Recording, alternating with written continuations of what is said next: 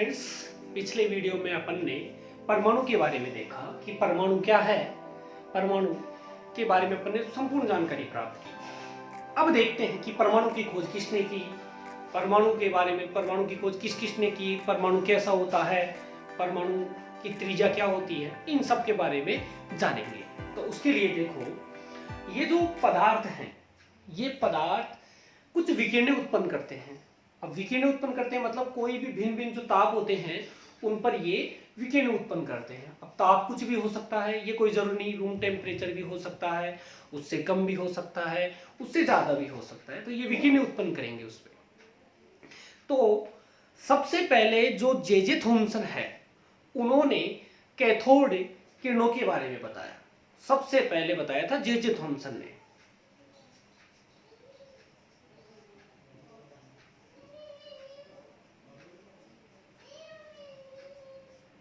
किसकी खोज की? कैथोड किरणों की। तो देखो, जब इन्होंने कैथोड किरणों की खोज की तो उन्होंने बताया कि जितने भी परमाणु हैं उन पे ऋण आवेश पाया जाता है। सभी परमाणुओं पे ऋण आवेश पाया जाता है। कितने भी परमाणु हो सकते हैं। तो उन्होंने सबसे पहले बताया कि जो भी परमाणु है, तो कहेंगे परमाणुओं पर ऋण आवेश पाया जाता है। अब ऋण आवेश ऐसा नहीं है कि कोई एक परमाणु है, एक पे कोई दूसरे प्रकार का ऋण आवेश है, किसी पे कोई और ऋण आवेश है, नहीं, समान प्रकार का। और उस ऋण आवेश को क्या कहा गया? उसी ऋण आवेश को इलेक्ट्रॉन कहा गया। तो ऋण आवेश पाया जाता है उसको क्या कहा गया? इलेक्ट्रॉन।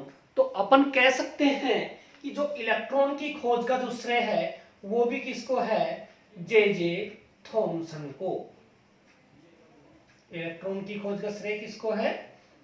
जे थॉमसन को। एक तो बात ये हो गई। दूसरी बात, ये तो बताया कि ऋण आवेश पाया जाता है। उन्होंने कहा कि जो भी परमाणु है वो परमाणु उदासीन प्रकृति के होते हैं। परमाणु को क्या बताया? उदासीन प्रकृति।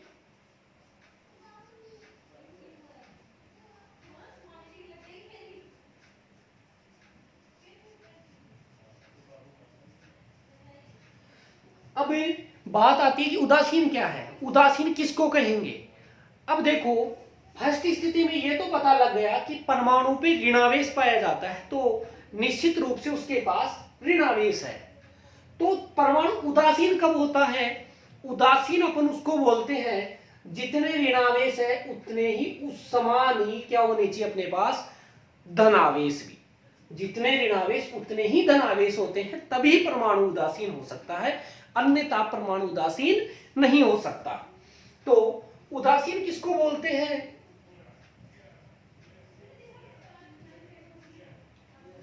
ऋण आवेश व धन आवेश समान हो संख्या में, तो उस स्थिति में परमाणु को उदासीन कहा जा सकता है।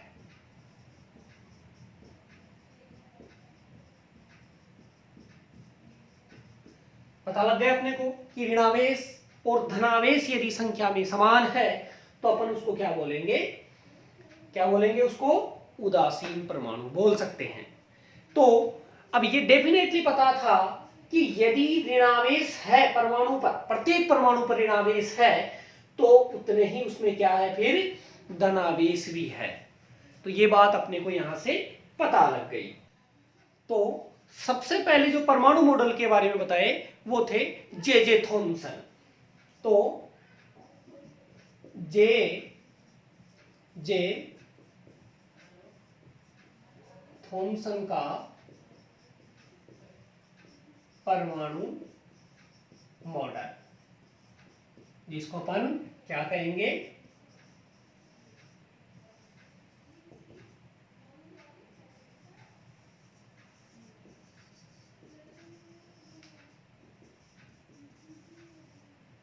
Thompson model of the atom. तो अब अपन परमाणु के थॉमसन मॉडल के बारे में जानेंगे। तो देखो,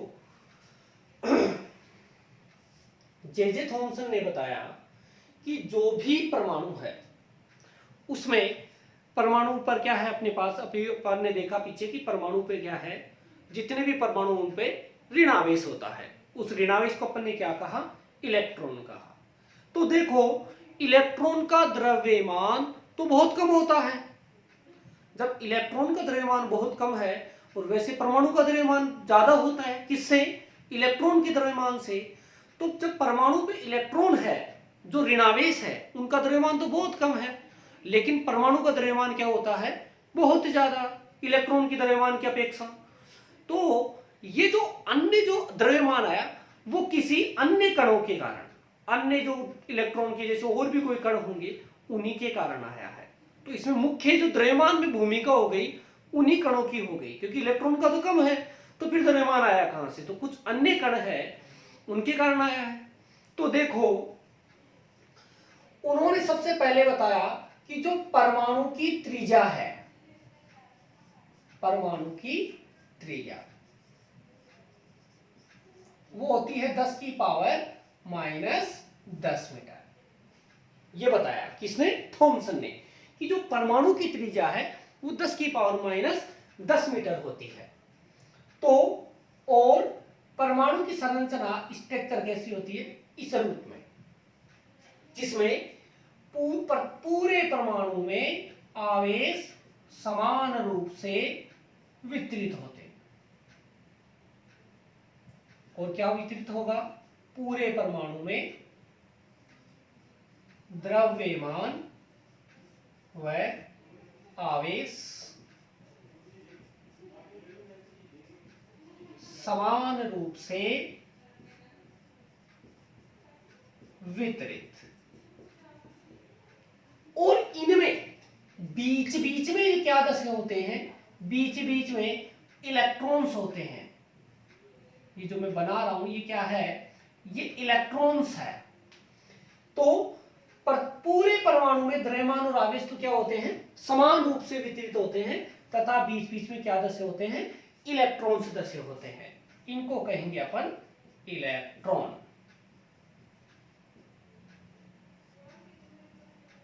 ये इलेक्ट्रॉन हो गए। तो परमाणु की त्रिज्या कितनी होती है, 10 की पावर माइनस 10 मीटर। तथा उन्होंने बताया कि परमाणु में इलेक्ट्रॉन के अलावा भी कुछ है, तभी तो उसका द्रव्यमान, क्योंकि इलेक्ट्रॉन का द्रव्यमान तो कम है, लेकिन परमाणु का द्रव्यमान इलेक्ट्रॉन के द्रव्यमान की अपेक्षा ज्यादा होता है। तो कुछ अन्य भी होता है। उसके लिए क्या बताया कि द्रव्यमान व आवेश समान रूप से पूरे परमाणु में वितरित होता है, तथा बीच बीच में क्या होते हैं, ऋण आवेश, जिनको अपन क्या कहेंगे, इलेक्ट्रॉन कहेंगे। ये बात हो गई इसकी। तो अब देखो, जिसको अपन जो ये जो बीच बीच में दसे हुए इलेक्ट्रॉन्स किसमें, पूरे परमाणु में, जिसको अपन दूसरा नाम बोलते हैं प्लम पुडिंग मॉडल। बात आती है प्लम पुडिंग मॉडल क्या है, मतलब जे थॉमसन का जो परमाणु मॉडल है उसका दूसरा नाम है प्लम पुडिंग मॉडल या रेजिंग पुडिंग मॉडल, अपन इसका दूसरा नाम। तो प्लम पुडिंग मॉडल है कि जो अपन तरबूज देखते हैं, तो उस तरबूज में अपन देखते हैं कि उसमें पूरे पूरे तरबूज में बीच बीच में बीज भी धसे होते हैं। उसी प्रकार तो देखो, ये मान सकते हैं अपन कि ये तरबूज जैसी है और उसमें बीच बीच में क्या धसे हुए हैं, इलेक्ट्रॉन्स। तो इनको कहेंगे कि तरबूज में जैसे बीज धसे होते हैं, वैसे ही पूरे परमाणु में भी इलेक्ट्रॉन्स धसे होते हैं, जिसको क्या कहा गया, प्लम पुडिंग मॉडल। तो क्या कहेंगे, तरबूज में जैसे बीज धसे होते हैं,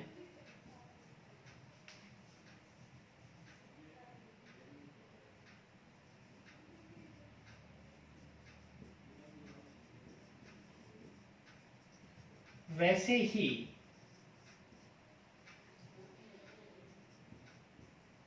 परमाणु में भी बीच बीच में इलेक्ट्रॉन पाए जाते हैं, जिसे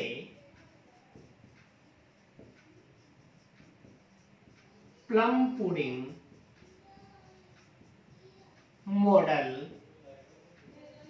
कहा गया।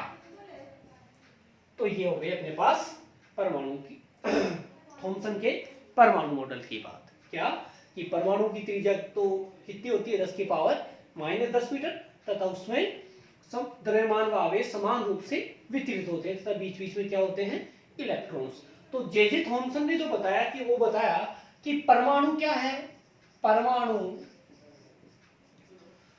धनावेशित गोला है।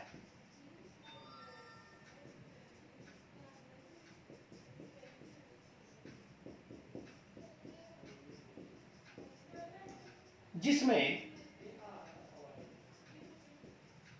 संपूर्ण धनावेश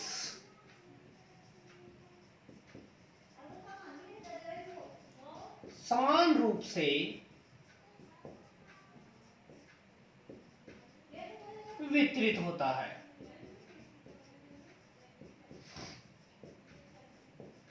जिसे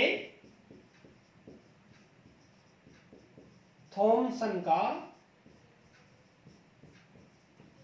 परमाणु मॉडल कहा जाता है। क्या कहेंगे कि जो परमाणु है उसमें जो धनावेश है वो संपूर्ण धनावेश पूरे परमाणु में समान रूप से वितरित होता है, जिसे क्या कहा जाता है, जे थॉमसन का परमाणु मॉडल, या दूसरा नाम प्लम पुडिंग मॉडल भी कहते हैं। थॉमसन का जो परमाणु मॉडल है वो वर्तमान परिस्थितियों में गलत है, लेकिन इसके दोष के साथ साथ कुछ अन्य की व्याख्या भी की गई है इस मॉडल से। तो वो क्या है, देखो पहली बात, इस परमाणु मॉडल से है गैसों के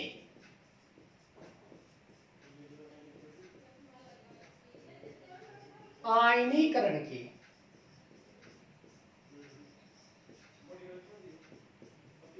व्याख्या की गई।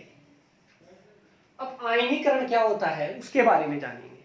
अपने को पता है कि इसमें बताया गया कि जो भी परमाणु है उसमें आवेश, जो धनावेश और जो भी इलेक्ट्रॉन्स है वो समान रूप से वितरित होते हैं। तो आयनीकरण का मतलब होता है कि अगर अपन एक इलेक्ट्रॉन निकाल लें, इलेक्ट्रॉन निकालेंगे तो इलेक्ट्रॉन कौन सी प्रकृति का होता है, ऋणावेश। तो अगर आपने एक इलेक्ट्रॉन निकाल लिया परमाणु से तो वो कौन सा हो जाएगा, धनावेशित, क्योंकि ऋणावेश की कमी हो गई। और यदि एक इलेक्ट्रॉन दे देते हैं तो वो कैसा हो जाएगा, ऋणावेशित। क्यों, क्योंकि उस स्थिति में क्या हुआ, एक इलेक्ट्रॉन की अधिकता हो गई वहां। तो आयनीकरण किसको कहा जाता है, या तो किसी परमाणु के द्वारा इलेक्ट्रॉन को ग्रहण कर लिया जाए, इलेक्ट्रॉन को त्याग दिया जाए। तो गैसों में भी अपन उसी चीज से समझेंगे कि इलेक्ट्रॉन को ग्रहण किया जाए या इलेक्ट्रॉन को त्याग दिया जाए। ग्रहण किया जाएगा तो ऋणावेश की अधिकता, और त्यागा जाएगा तो धनावेश की अधिकता होगी, जिसको क्या कहा जाता है, आयनीकरण। तो आयनीकरण किसको कहेंगे अपन,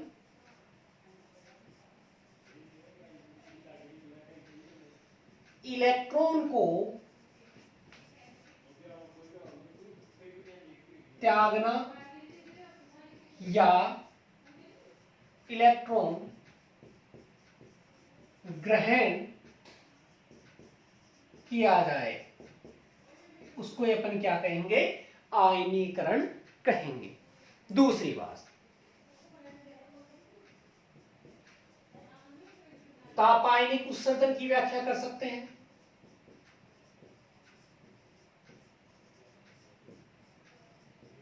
किससे, थॉमसन के परमाणु मॉडल से। देखो तापायनिक उत्सर्जन की व्याख्या पिछले लेसन में आया था, तापायनिक उत्सर्जन थोड़ा सा देखो।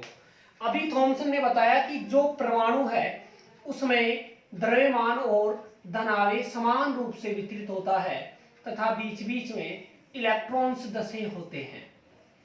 तापायनिक उत्सर्जन का मतलब है कि आप अगर इस परमाणु को ताप प्रदान कर देते हो तो उस ताप की ऊर्जा को ग्रहण करके वो इलेक्ट्रॉन क्या हो जाएंगे, परमाणु पृष्ठ से बाहर निकल जाएंगे, जिसको अपन क्या बोलते हैं, तापायनिक उत्सर्जन। क्या कि परमाणु पृष्ठ पर प्रकाश आपतित करवाया जा, ताप प्रदान किया जाता है, सॉरी, जब परमाणु पृष्ठ को ताप प्रदान करते हो तो इलेक्ट्रॉन्स उस ताप की ऊर्जा को ग्रहण करके क्या होंगे, परमाणु पृष्ठ से बाहर निकल जाएंगे। तो उसको अपन क्या बोलते हैं, तापायनिक उत्सर्जन, जो कि अपन इससे व्याख्या कर सकते हैं। तीसरी बात,